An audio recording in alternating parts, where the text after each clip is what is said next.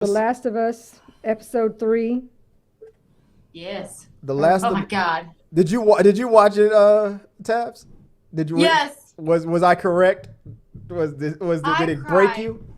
so fucking hard the entire episode. I have never cried so much at a freaking show. It was ridiculous. Like, I cried hopeful, happy tears. I cried super sad, heartwarming tears. I cried devastation tears. It was so much crying. I mean, I can't take it. even though it really wasn't, there wasn't any scariness to this one. Not much, Really no. wasn't a whole lot to do Yeah. with. It was still really good, and it still Yes. flew by. It wasn't.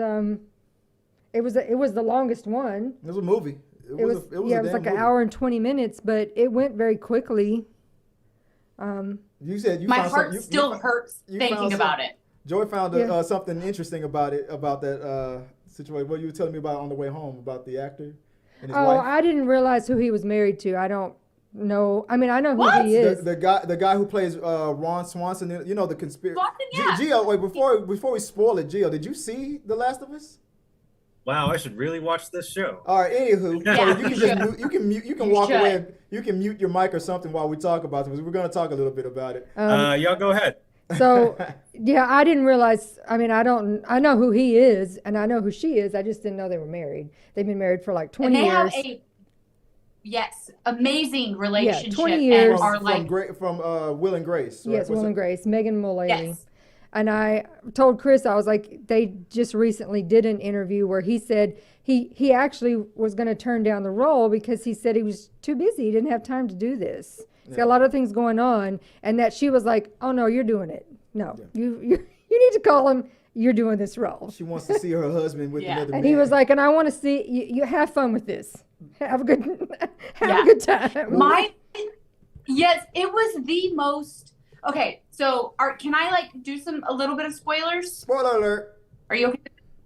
Okay. Gio's fine, he's Spoiler. muted. So like, okay, so when he acts this role of this apocalyptic situation where he's been alone for so long and he has been a internalized closeted gay who has never experienced the touch of the very thing that he's desired his entire life, and he is well into his hood, and then to come across someone in the apocalypse of just distrust for everyone around you, Right. and then get touched, have intimacy, get the very thing that you have desired for your entire life. And the way I don't even know if I can call it acting, because I felt it. The way he through fought for fucking the way he was now ready to fight for something. He was shaking. He said He was when the shaking from apocalypse started that anticipation. he didn't care that when the apocalypse started he didn't care about humanity. Yes. He was shut off, but to find love after the apocalypse. Yes. Then you notice that he was when shit finally He said hit he the hated fan. I people won't until- spoil it. I won't spoil it too much. But when shit finally did hit the fan, Yeah. he was the first one out there on the line. He was going to protect. Yeah. And because we've seen that before. We've seen a family or somebody fighting for a child or something like that in these zombie movies or this something was- like that. But he was fighting to protect the thing that he never got when the world was quote unquote Never. normal.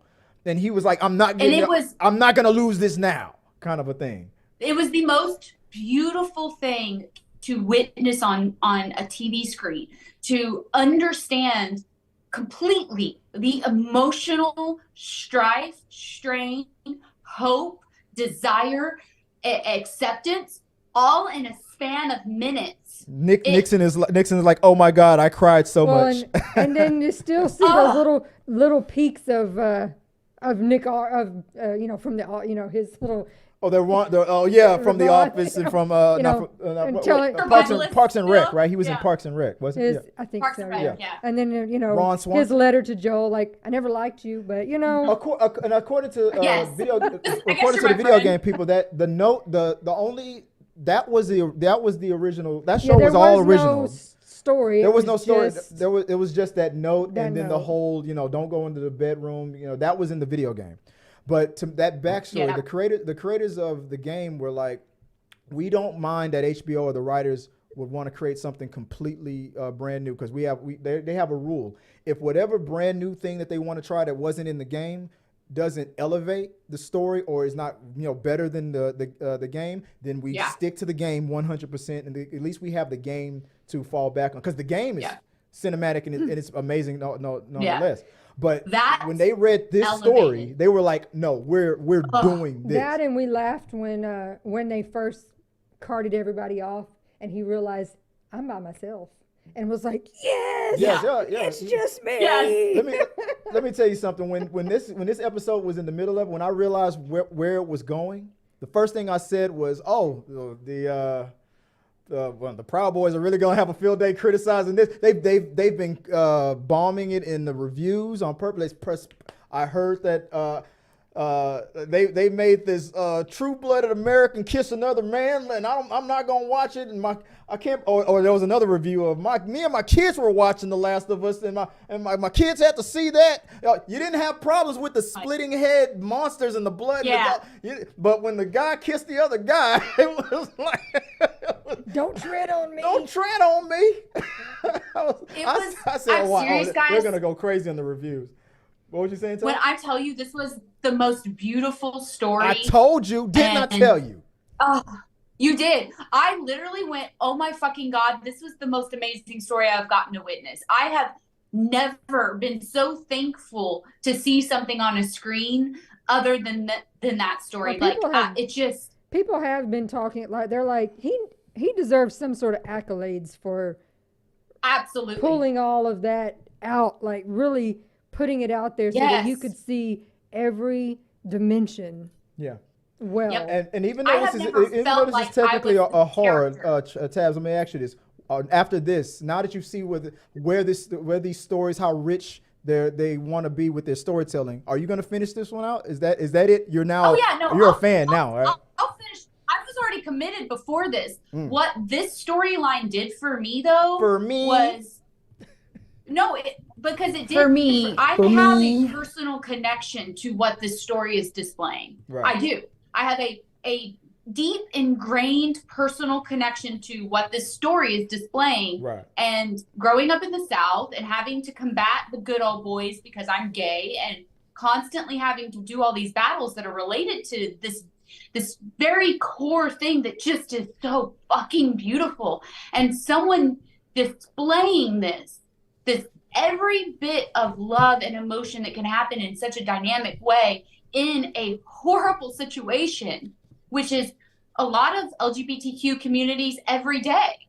And the pure joy that they're getting from this love that is happening in a moment where you wouldn't think it was happening, and the way he acted, and I could not rave about that fucking episode more. I'm definitely gonna watch because I loved it that much. Oh yeah, it was great. I'm definitely gonna watch it again before the next one. And I'm super excited to see Papi Pedro on SNL Saturday.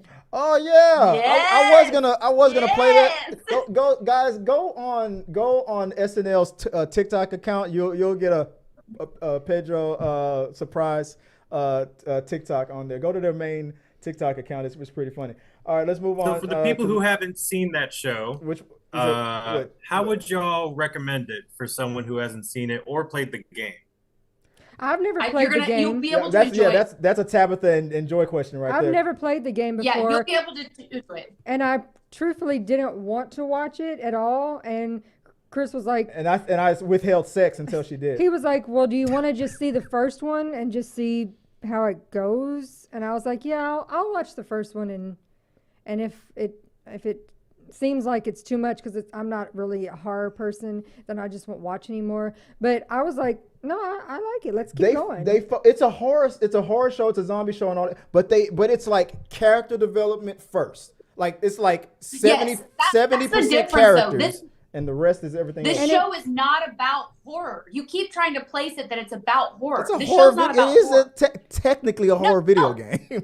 No, but the story is so rich. genre. Tabitha's right. You're right. And the episodes It's really not a go horror. It's not quickly. about horror. They're all like an hour long, but they don't seem that way. You're not looking at your watch going, Yeah. I mean, when is this going to be Yeah. over? I got things to do. Like it flies by and you're like, we're done already? We have to wait another week? Yes. There's people are going to say Exactly. this is a horror, but Exactly. 100% Tabitha is correct. The way, how rich this story is. Go ahead, finish that thought out, Tabitha. You're saying this is not Well, a horror. it's because to me, this is not the theme of this whole show is not horror. The Right. theme of this show is apocalyptic. And so when you look at it from that aspect, you're looking at the character development, you're looking at the storyline, you're looking at the world that's being created. You're looking at so many other things other than this concept of horror. Right. This is beyond that. This is, yes, the horrors of reality within an apocalyptic theme. That's Right. what you're getting.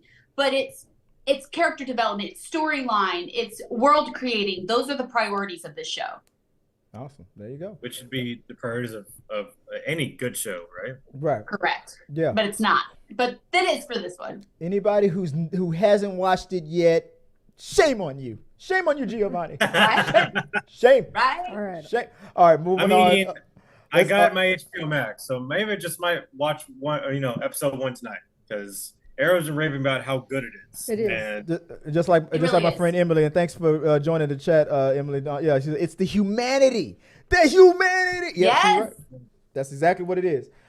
Guys, that's the end of this episode of The Rundown. Remember to like this video, become a subscriber, and share. This really does help us out. And click here or here. Thanks for watching.